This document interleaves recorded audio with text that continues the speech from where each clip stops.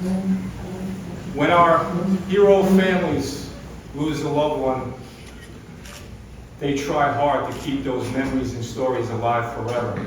And nothing tells that story better than the uniform they wore of a New York City police officer.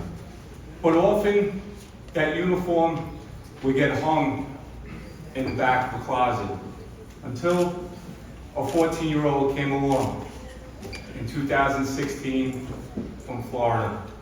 And she didn't just do it for our NYPD families, she's done it for families across this country and internationally. Megan O'Grady and the Blue Line Bears kept that connection alive for these families, and we are forever grateful to you. For the past 7 years, she has given out 160 bears to 60 NYPD families and close to 1,600 bears across this country and throughout this nation. These are the reasons why Megan O'Grady is the 2024 New York City PBA Person of the Year.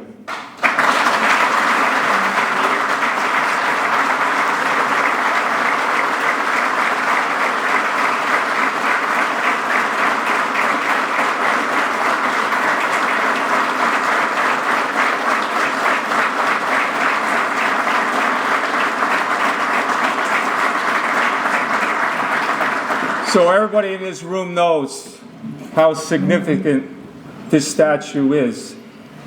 It stands in the entrance to One Police Plaza.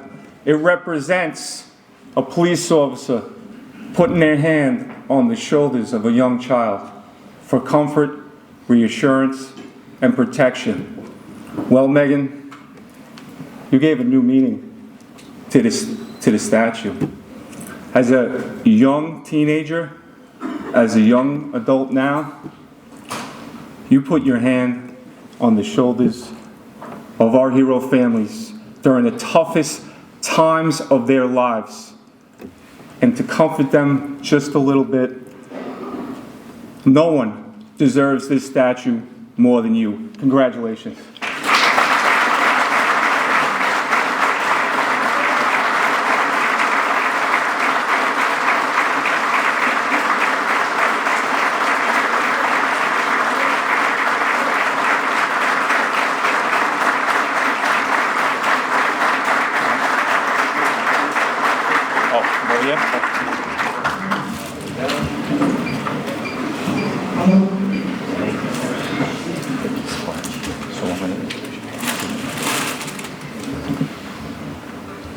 So I said before that Megan was 14 years old. Blue Line Bears would not be possible without her team that's here, her father, her mother, and her grandmother. So we have a special award for you. It's a Friends of the Finest, and we'd like you to come up to receive that award.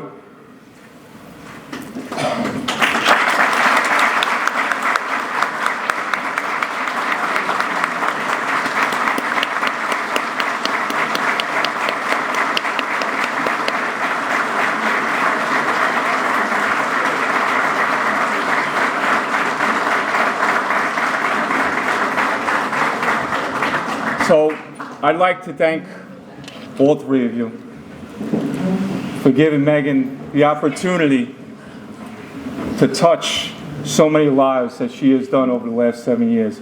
And I want to thank you for your hard work that you've done in the past and you continue to do for our hero families. So it is my honor to present you with these plaques. Thank you so much.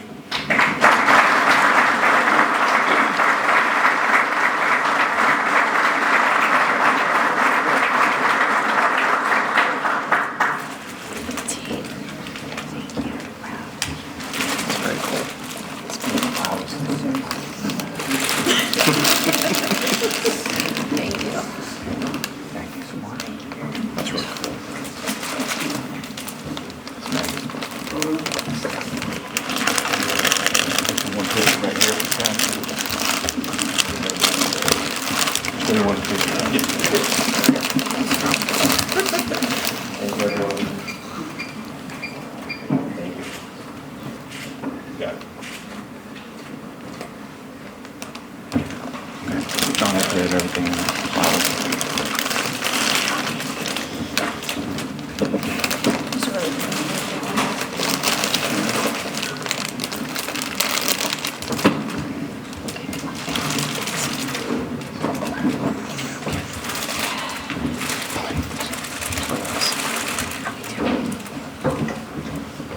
So now, I would just like to call up Megan to say a few words.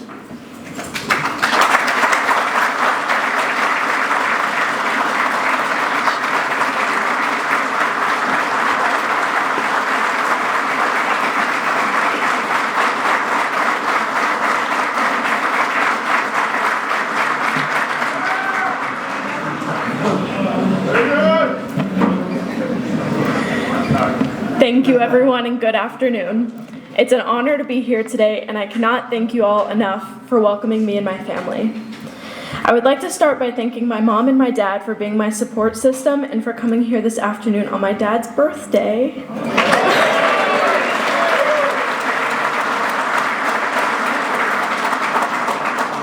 I would also like to thank my grandma for her commitment to Blue Line Bears and for helping keep Blue Line Bears going while I pursue my education.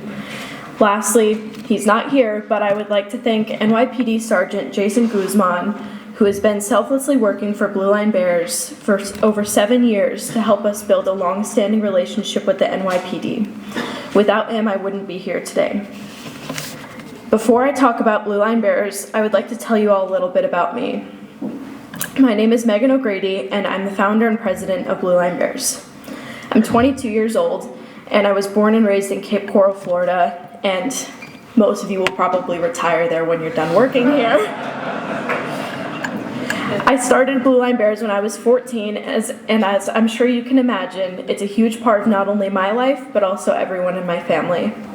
I graduated in May with my Bachelor of Science in Psychology from the University of Central Florida, and I'm currently on my 4th day of graduate school at Florida State University, who have very graciously allowed me to miss a few classes to be here today. I'm currently working on getting my master's degree in art therapy, and one of my hopes is to work with active and retired law enforcement to combat PTSD. When I talk about Blue Line Bears, I like to say that it started on a random day in November. But to tell you the truth, I think that Blue Line Bears started before I was even born. My dad chose a career in law enforcement over 30 years ago, which meant that my brothers and I were born into a life surrounded by law enforcement. Growing up, dinner almost always included my family and one of my dad's trainees. My dad was a DUI officer for years, and we often heard stories of his arrest. So much so that when one of my many imaginary friends named Sauce was MIA for a while, I told my mom that he was in jail for DUI. When I bake Christmas cookies with my mom, we've always made sure to decorate and set aside cookies to bring to my dad's coworkers. When I was in Girl Scouts, I was always the top cookie seller in my troop because I would go to every roll call at the Cape Coral Police Department and guilt trip the officers into buying cookies they most definitely didn't even want. Being the daughter of law enforcement has always been such a natural part of my life and such a huge part of who I am. Growing up, I watched as politics got more heated and law enforcement became a hot topic in the political world. My dad and all of his coworkers that I grew up around were suddenly the subject of political debates and received all sorts of hates for events that were happening hundreds of miles away. Being in middle school and watching protests that were purely for the sake of being anti-law enforcement made me angry and confused. I would ask my parents, how can people hate others just for their profession, especially when it's the profession that protects them? And I'm not sure that there's an answer for that even now.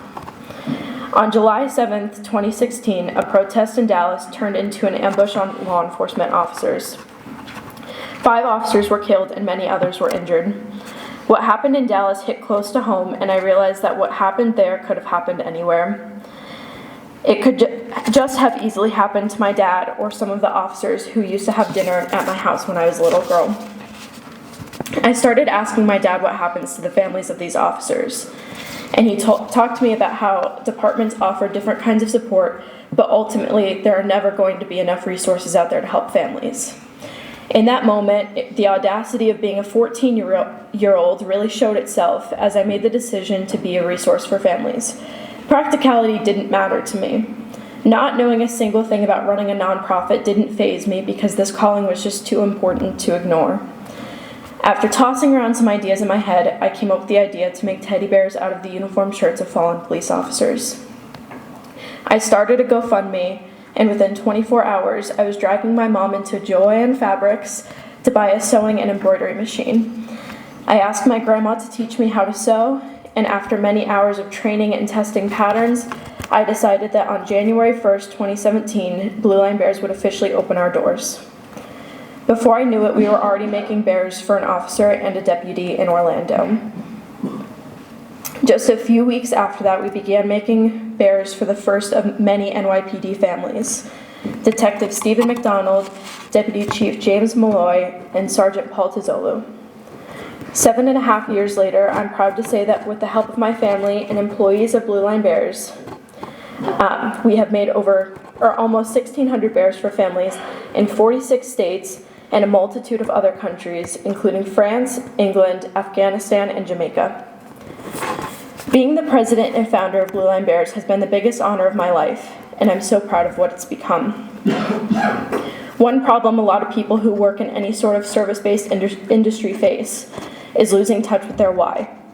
Whether it be getting backlash, terminating an employee, or even trying to understand paperwork for the government and not understanding half of the words, we lose track of why what we do matters.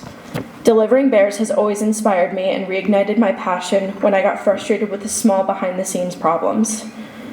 However, recently I had an even stronger reminder of why Blue Line Bears came into existence.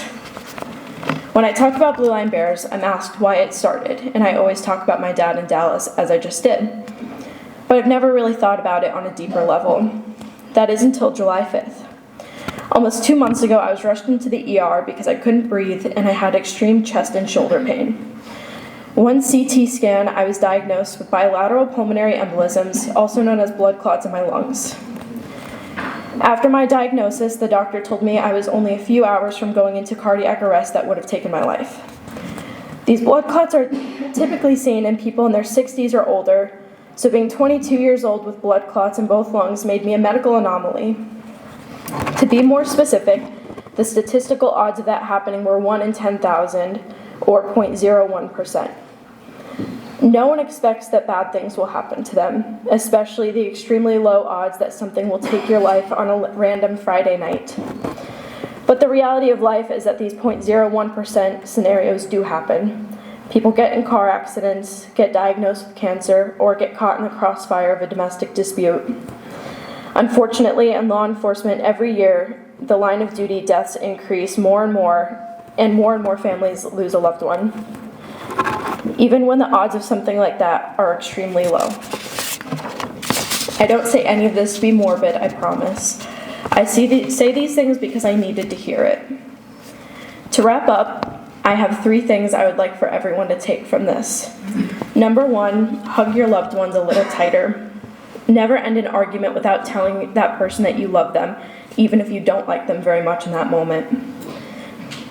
Tell at least one person you're grateful for them today. Number 2, act like a 14-year-old. If there's something that you've been wanting to do for a while but you're scared, embrace your inner teenager and take the leap to do it. Get involved in a cause that matters to you in whatever capacity you can. If you don't have time, donate.